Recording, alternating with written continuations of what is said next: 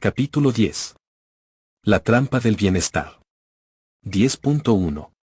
El consumo como analgésico espiritual. Vivimos en una sociedad que ha sustituido la espiritualidad por el consumo. Ya no se peregrina hacia el silencio interior ni hacia la sabiduría ancestral, sino hacia el último lanzamiento del mercado. El bienestar ya no es una búsqueda de sentido, sino una suma de bienes materiales. Comprar se ha convertido en una forma de consuelo, un intento de llenar ese abismo que se abre cuando el alma está desconectada de lo esencial. El consumo no solo se ha vuelto masivo, sino emocional. Se compra para aliviar la tristeza, para combatir la ansiedad, para simular plenitud. Y el sistema lo sabe. Lo estimula. Nos dice que la felicidad está a una tarjeta de crédito de distancia. Que somos lo que tenemos. Que valemos por lo que mostramos. En lugar de detenernos a escuchar el dolor, a entender la causa de nuestra insatisfacción, preferimos huir hacia afuera. Compramos objetos, experiencias, estatus. Nos autoengañamos con la ilusión de que eso basta.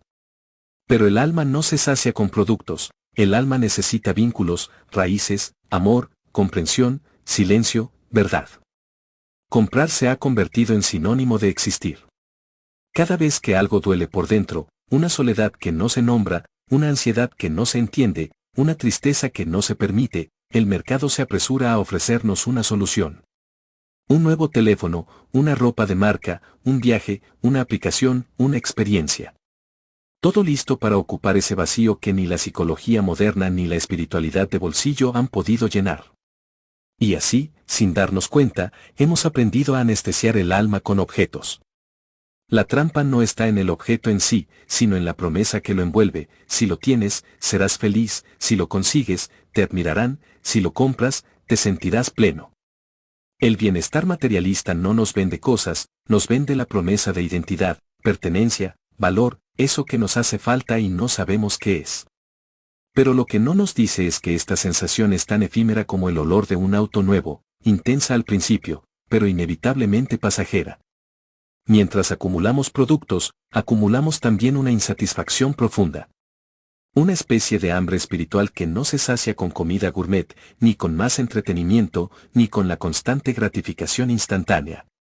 En lugar de mirar hacia adentro, nos volvemos adictos a mirar catálogos y series. En lugar de confrontar nuestras heridas, las cubrimos con envoltorios bonitos. El consumo se convierte en un refugio, pero también en una prisión. El consumo compulsivo es un síntoma de una enfermedad más profunda, la pérdida del centro interior, la desconexión con el ser. Por eso se vuelve adictivo, porque no resuelve nada, solo tapa, solo posterga. Y cada vez se necesita más para sentir menos. El marketing no vende productos, vende aspiraciones, belleza, éxito, reconocimiento, pertenencia. Y esas aspiraciones se instalan tan profundamente en nuestro inconsciente que confundimos los objetos con los valores que prometen. Una prenda de vestir ya no es solo una prenda, es un símbolo de estatus. Un auto no es solo transporte, es prestigio. Un teléfono no es solo comunicación, es identidad.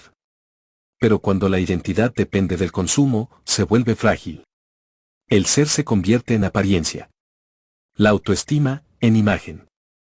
Y el alma queda prisionera en una carrera sin fin, donde nunca se es suficiente, nunca se está completo. La trampa del bienestar consiste precisamente en eso, en hacernos creer que la paz interior se alcanza acumulando. Que la serenidad se compra. Que el sentido se envasa. Pero todo eso es mentira. Y mientras más nos lo creemos, más vacíos quedamos. Recuperar la espiritualidad, no necesariamente la religiosa, sino la que es profunda, íntima, auténtica, es uno de los actos más valiosos y significativos en este tiempo. Porque nos recuerda que hay otra forma de vivir. Que el alma no necesita más objetos, sino más verdad. Que el corazón humano no se sana con cosas, sino con amor, belleza interior, conexión y silencio. Esta es la paradoja del supuesto bienestar moderno: cuanto más poseemos, más vacíos nos sentimos. Debemos desprogramarnos de la idea de que somos lo que tenemos, de que valemos por lo que poseemos y recordar que lo esencial no se compra ni se acumula, sino que se cultiva en silencio, en profundidad y en conciencia. No se trata de rechazar el mundo material, sino de recuperar el alma que hemos hipotecado en su nombre. Tal vez el verdadero bienestar y la paz interior no consista en tener más, sino en necesitar menos. En volver a lo esencial. En reencontrar ese lugar interior donde la vida, por fin, tiene sentido. 10.2. La industria de la insatisfacción, siéntete mal, compra más. Hay un mecanismo perverso y silencioso que sostiene el modelo de consumo moderno: si te sientes mal contigo mismo, eres un mejor cliente. No es casualidad que la publicidad esté llena de insinuaciones disfrazadas de consejos. No te dice abiertamente que estás roto, pero te lo sugiere con elegancia: si no estás conforme con tu piel. Tenemos la crema perfecta. ¿Te sientes solo? Con este perfume atraerás a quien sueñas. ¿No te alcanza la vida? Con este auto tendrás el control. La estrategia es clara: primero crean el problema, real o imaginario, y luego te venden la solución. Pero lo más perverso es que la solución nunca soluciona. Solo posterga. Solo calma momentáneamente. Solo refuerza la adicción. Porque si alguna vez llegaras a sentirte verdaderamente bien contigo mismo, dejarías de necesitar lo que ellos ofrecen. Y eso sería un problema para el mercado. Por eso el sistema necesita que te sientas insuficiente. Que no te ames del todo. Que dudes de ti. Que te compares con otros. Que siempre te falte algo. Así funcionas mejor como consumidor. Así estás en su poder. Lo llaman industria del bienestar, pero muchas veces es solo una industria de la culpa maquillada. Alimenta el hambre emocional para luego ofrecer migajas emocionales con envoltorio de lujo. No busca sanarte, sino mantenerte en un ciclo de dependencia emocional y material. Vivimos bombardeados por mensajes que nos recuerdan que no somos aún lo que deberíamos ser. Y cada vez que caemos en esa trampa, nos volvemos vulnerables al consumo emocional. Gastamos no por necesidad, sino por carencia disfrazada de deseo. Y mientras el mercado crece, la autoestima se desploma. Mientras los influencers sonríen con dientes perfectos, millones se comparan en silencio con falsas vidas retocadas. Mientras nos prometen libertad a través del consumo, crece la esclavitud emocional, financiera y existencial. La pregunta es: ¿quién se beneficia de tu insatisfacción? ¿Y qué pasaría si empezaras a sentirte completo, ahora, tal como eres? Debemos comprender que estamos a merced de enormes corporaciones comerciales y de marketing, que nos manipulan tan finamente que no lo percibimos. Estas letras son una invitación a mirar más allá de lo que te ofrecen. A reconocer cómo el sistema ha hecho de tu malestar un negocio. A despertar del embrujo que nos hace creer que, solo siendo distintos, mejores, más delgados, más exitosos o más atractivos, podremos por fin sentirnos bien. Porque tal vez lo que necesitamos no es otra compra, otro cambio de imagen, otro accesorio o lucir un cuerpo perfecto, sino una reconciliación interna. Una tregua con uno mismo. Una mirada compasiva y consciente hacia adentro. Y el coraje para dejar de participar, aunque sea por un instante, de esta maquinaria que te quiere fragmentado para poder venderte pedazos de una felicidad artificial. 10.3. Vacíos pero llenos de cosas, la epidemia del alma anestesiada. Porque esa falsa felicidad nos lleva a rodearnos de cosas, pero seguimos sintiéndonos vacíos. Llenamos estantes, closets, agendas y cuentas bancarias, pero la soledad existencial no desaparece. Algo duele, aunque no sepamos nombrarlo. Algo falta, aunque no lo reconozcamos. Es el alma, pidiendo auxilio en medio del ruido. En esta cultura de la abundancia artificial, el vacío interior es una epidemia silenciosa. Se disfraza de ansiedad, de aburrimiento, de insomnio, de hiperactividad. Pero su raíz es profunda: hemos dejado de estar en contacto con lo esencial. Vivimos distraídos, fragmentados, anestesiados por estímulos constantes. Cada notificación, cada compra, cada pantalla, cada plan nos aleja un poco más de ese silencio interior que da miedo, pero que también puede sanar. Preguntemos: ¿por qué detenerse es peligroso para este sistema? ¿Será que, si te detienes, empiezas a sentir? Y si sientes, puede que descubras que no eres feliz. Y si lo descubres, podrías preguntarte por qué. Y si te lo preguntas, podrías comenzar a cambiar. Y si cambias, dejas de ser útil para la maquinaria del consumo. Por eso, la industria de lo rápido es tan efectiva: comida rápida, entretenimiento rápido, relaciones rápidas, soluciones rápidas. Todo para evitar la incomodidad de mirar hacia adentro. La incomodidad de aceptar que hay un hueco.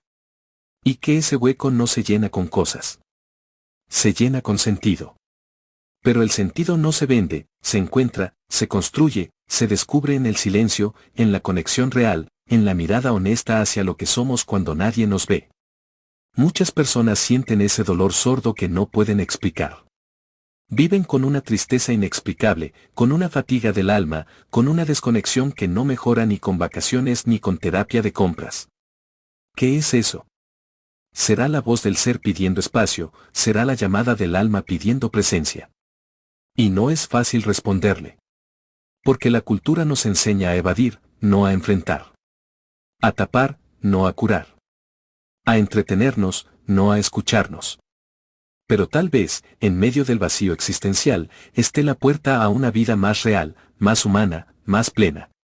Una vida que no necesita estar llena de cosas, porque está llena de sentido, de autoconocimiento, de discernimiento, de amor y de una vida sencilla, que todo el dinero no podría comprar. Este tipo de temas no son sencillos de comprender y no pretendo dar respuestas incuestionables, sino sembrar la semilla de la duda en tu día a día, y que te hagas en silencio las siguientes preguntas. ¿Qué has estado intentando llenar con objetos, logros o distracciones? ¿Y qué pasaría si en vez de seguir acumulando, te atrevieras a vaciar? ¿Y si ese vacío, en lugar de ser un problema, fuera el espacio sagrado donde pueden hacer lo verdadero? 10.4. El espejismo del éxito y la tiranía de la imagen. En algún punto del camino, dejamos de preguntarnos quién soy, para empezar a preguntarnos qué he logrado.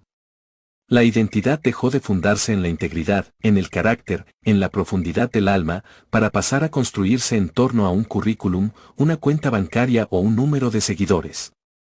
El éxito, medido en fama, riqueza, poder o validación social, se convirtió en el nuevo Dios de nuestra época.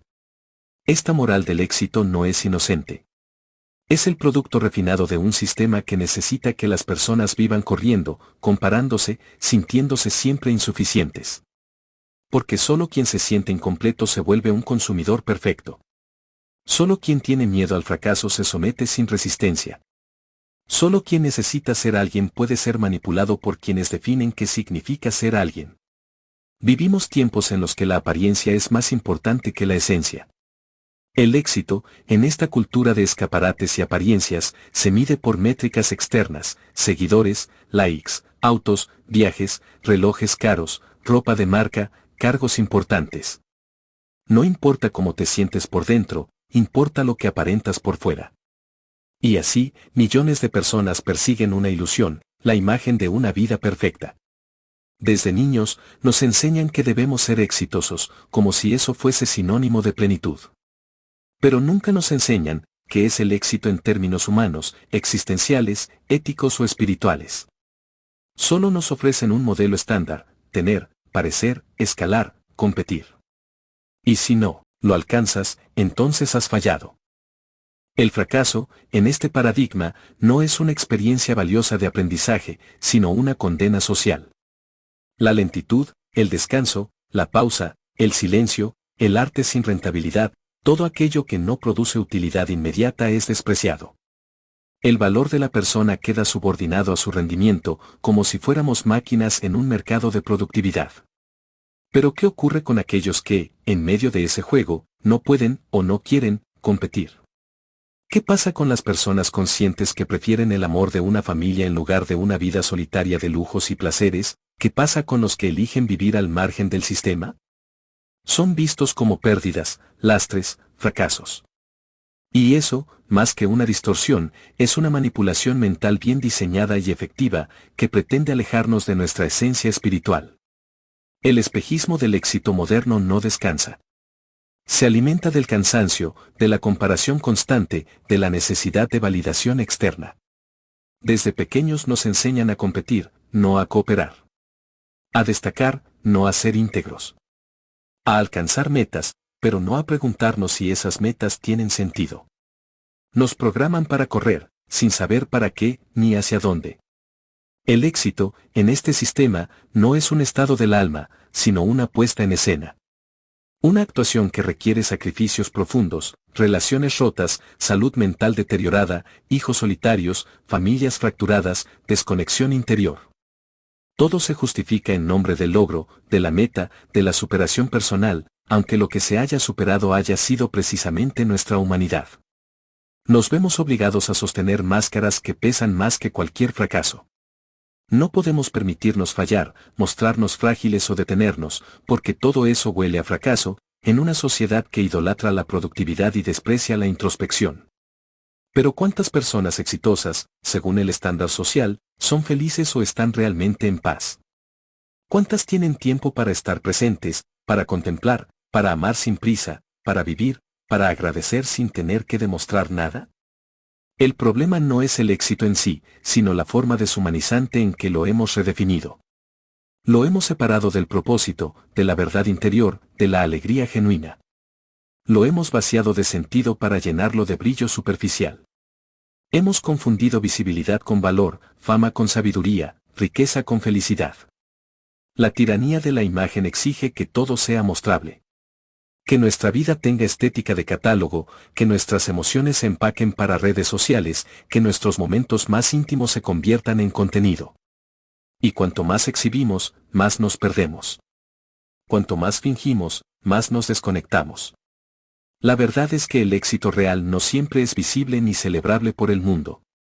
A veces, está en actos silenciosos, sostener una familia con amor, cuidar a un enfermo con ternura, decir la verdad cuando es más cómodo callar, mantenerse fiel a uno mismo en medio de una cultura que vende el alma por un me gusta. Resistir a esta errada moral del éxito es uno de los actos más revolucionarios de nuestro tiempo. Significa redefinir el sentido del logro. Significa afirmar que valgo no por lo que produzco, sino por lo que soy. Que mi dignidad no depende de mis resultados en este sistema materialista, sino de mi humanidad. Y en esa simple afirmación, tan subversiva como antigua, reside el principio de una verdadera sanación.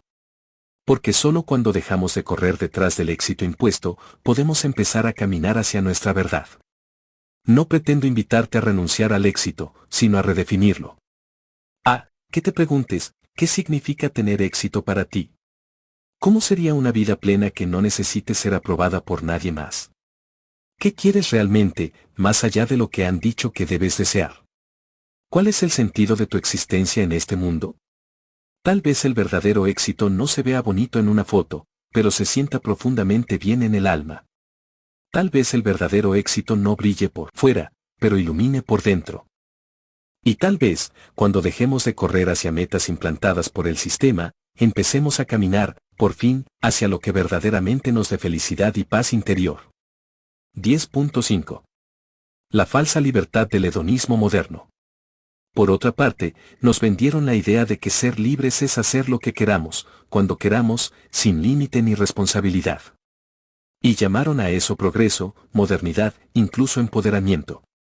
Pero esa libertad sin dirección, sin raíz, sin amor ni propósito, ha demostrado ser una de las prisiones más sofisticadas de nuestro tiempo. El hedonismo moderno, disfrazado de libertad, es en realidad una forma de esclavitud emocional. Nos empuja a perseguir placer constante, gratificación inmediata, estimulación sin pausa. El algoritmo sabe que cada me gusta, cada nueva serie, cada entrega a domicilio, cada noche sin compromiso, cada clic de dopamina, mantiene a la mente distraída y al alma dormida. La cultura dominante nos dice, vive el momento, haz lo que sientas, no te reprimas. Pero detrás de ese mensaje, en apariencia emancipador, se esconde una trampa, la disolución del criterio, del autocuidado, del respeto, del vínculo profundo con uno mismo y con los otros. Una libertad sin conciencia se convierte fácilmente en transgresión, en adicción, en dependencia, en vacío.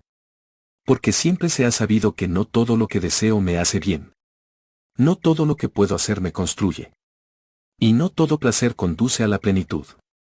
De hecho, cuando el placer se vuelve un fin en sí mismo, termina devorando la posibilidad del gozo verdadero y termina en degradación y autodestrucción. Los antiguos filósofos y sabios nos lo dejaron como legado, La libertad auténtica no consiste en obedecer cada impulso del deseo, sino en elegir con conciencia. En decir sí a lo que eleva. Y también no a lo que degrada. Pero eso requiere fortalecer la voluntad, silencio interior, tiempo, discernimiento. Requiere una educación del deseo, algo que la cultura del hedonismo no puede permitir, porque se alimenta de seres impulsivos, distraídos, fragmentados. ¿Y qué ocurre cuando el ser humano se acostumbra a vivir anestesiado por el placer inmediato? Pierde la capacidad de sacrificio, de tolerancia, de espera, de entrega profunda, de amor desinteresado. Se vuelve incapaz de amar de verdad, porque el amor verdadero no siempre es cómodo, no siempre es placentero. A veces duele. A veces exige. Pero también es lo que más nos humaniza. El hedonismo moderno nos ha enseñado a confundir la libertad con el libertinaje. A ver los límites como represión y no como cuidado. A despreciar la disciplina, el compromiso, la constancia, como si fueran enemigos de la felicidad. Y así, nos ha vuelto huérfanos de sentido. Vivimos rodeados de placeres, pero con el alma seca. Con muchas opciones, pero sin dirección. Con una supuesta libertad, pero sin verdad. Y esa es una de las grandes paradojas de este tiempo: cuanto más libre se cree el individuo, más manipulable se vuelve. Solo cuando se trasciende el hedonismo, cuando el deseo se orienta hacia lo noble, hacia lo duradero, hacia lo trascendente, el ser humano empieza a experimentar una libertad real, la de ser fiel a su conciencia, la de transformarse en un ser virtuoso. Porque ser libre no es hacer lo que uno quiere. Es ser quien uno está llamado a ser. Y eso, en tiempos de anestesia colectiva, es el acto más radical. 10.6. Felicidad convertida en dopamina y rendimiento.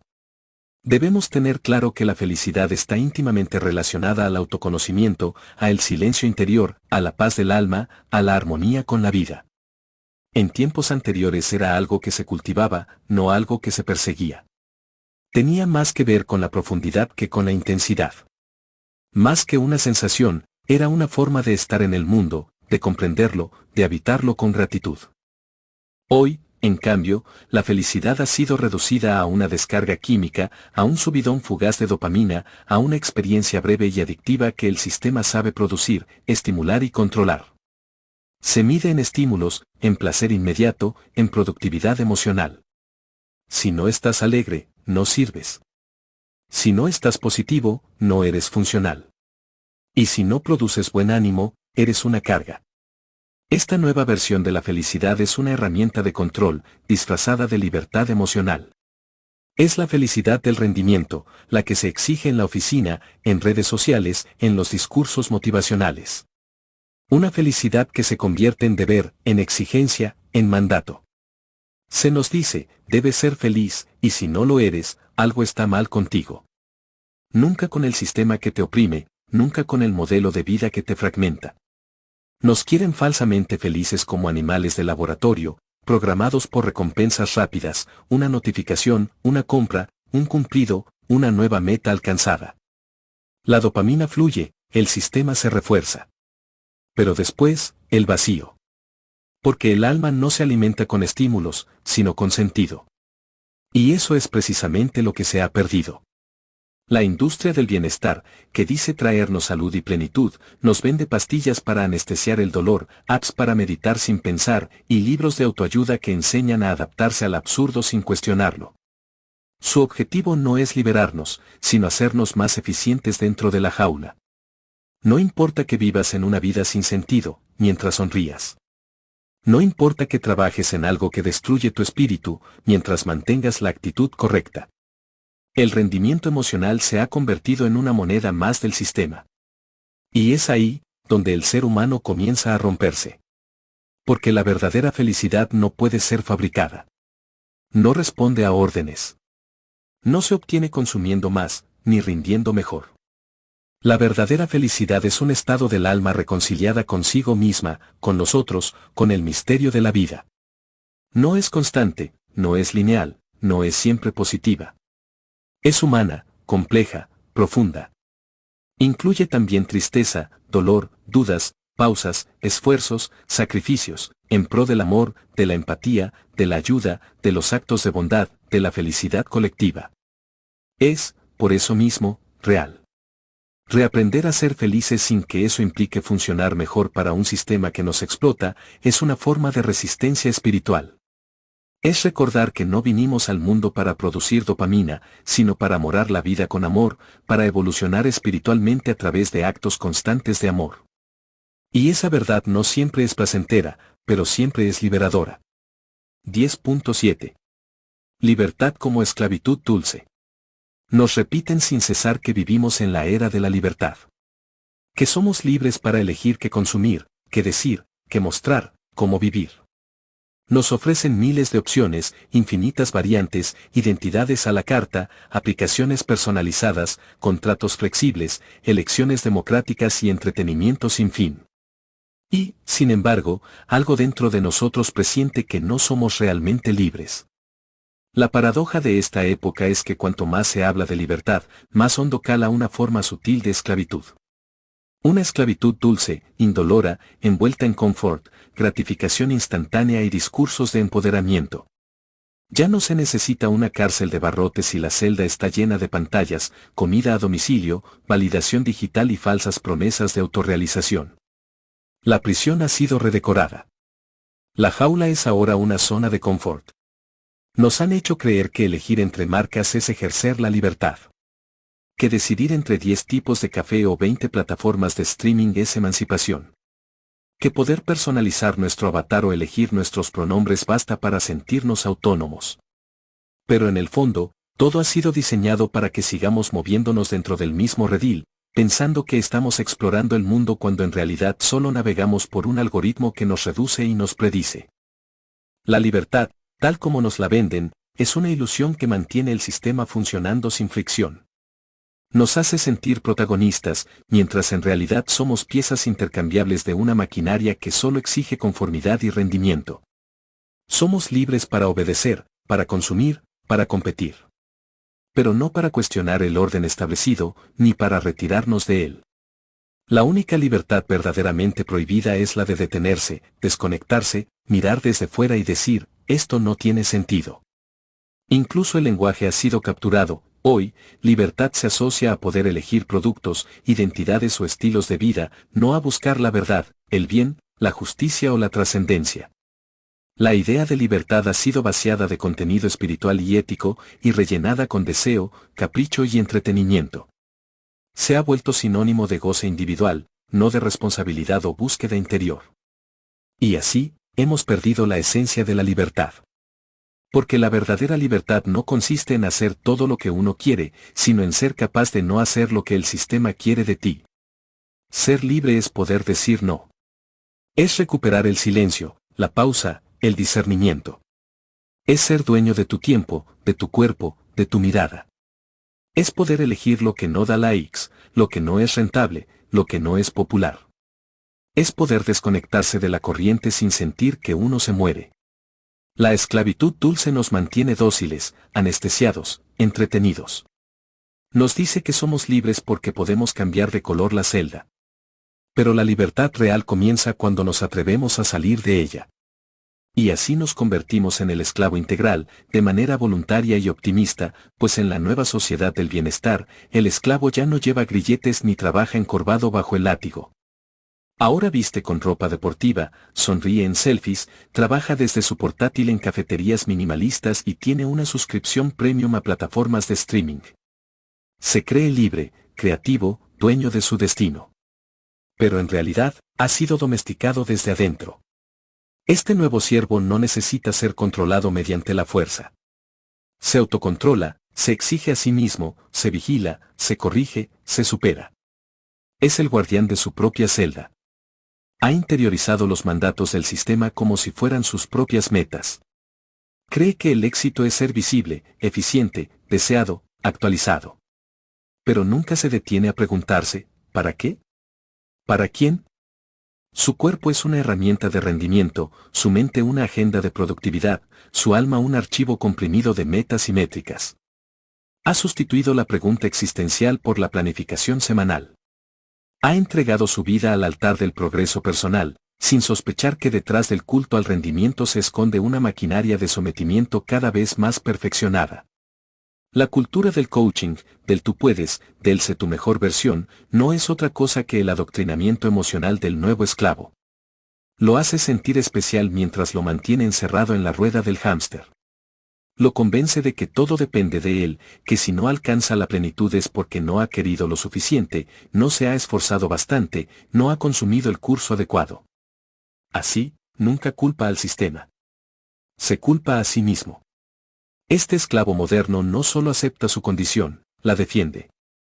Sonríe, publica frases de autoayuda, defiende a sus opresores sin saber que lo son. Cree en la meritocracia, en la neutralidad tecnológica, en el orden mundial como si todo fuera justo y espontáneo. Le han hecho creer que su vida es suya, cuando en realidad ha sido moldeada, guiada, programada. En esta sociedad anestesiada, el optimismo se ha convertido en una forma de obediencia. No se trata de una esperanza auténtica, profunda, existencial. Se trata de un entusiasmo superficial, obligatorio, que sirve como tapadera del vacío. Porque si te quejas, eres negativo. Si dudas, eres un problema. Si sufres, es porque algo en ti está roto. Y así, el esclavo integral aprende a sonreír mientras se desploma por dentro. El sistema ha triunfado cuando logra que el esclavo ame su servidumbre. Cuando ya no hay que imponer nada, porque todo es aceptado como deseable. Cuando el control no se ejerce desde fuera, sino desde el deseo interno de complacer, de encajar, de rendir, de progresar. Entonces ya no se necesita censura, ni represión. Solo algoritmos, incentivos y un poco de dopamina. Y, sin embargo, el alma resiste. Aunque sea en el silencio. Aunque sea en la contradicción que late dentro. Aunque nadie más lo vea. El alma resiste porque en algún rincón de la conciencia aún vive la sospecha de que ser humano no es esto. Que hemos nacido para algo más que obedecer sonriendo. Reflexión. Hay algo profundamente trágico en la felicidad impuesta, en la alegría administrada por decreto. En esta época donde todo está diseñado para seducir, para entretener, para mantenernos ocupados y anestesiados, la tristeza auténtica se ha convertido en un acto de rebeldía. El silencio interior, ese espacio donde uno puede escuchar su verdad más honda, ha sido ocupado por notificaciones, métricas, estímulos y ruido constante. ¿Y si la verdadera felicidad no tuviera nada que ver con la comodidad, ni con el éxito, ni con la aprobación social? ¿Y si la felicidad no fuera un estado que se alcanza, sino una forma de estar en el mundo, de habitarse con dignidad, de convivir con el misterio, con el dolor, con el otro? Nos han enseñado que ser feliz es tener más, rendir más, gustar más. Pero quizás ser feliz, verdaderamente, sea poder mirar el mundo a los ojos sin disfraz, sin miedo, sin necesidad de escapar de uno mismo, es dar, compartir, amar sin esperar nada a cambio. Quizás el bienestar real empiece cuando dejamos de obedecer al sistema que nos quiere funcionales pero vacíos, y comenzamos a atender esa voz interior que nos pide ser, simplemente, humanos, y a disfrutar de las cosas sencillas de la vida. De la vida. De la vida.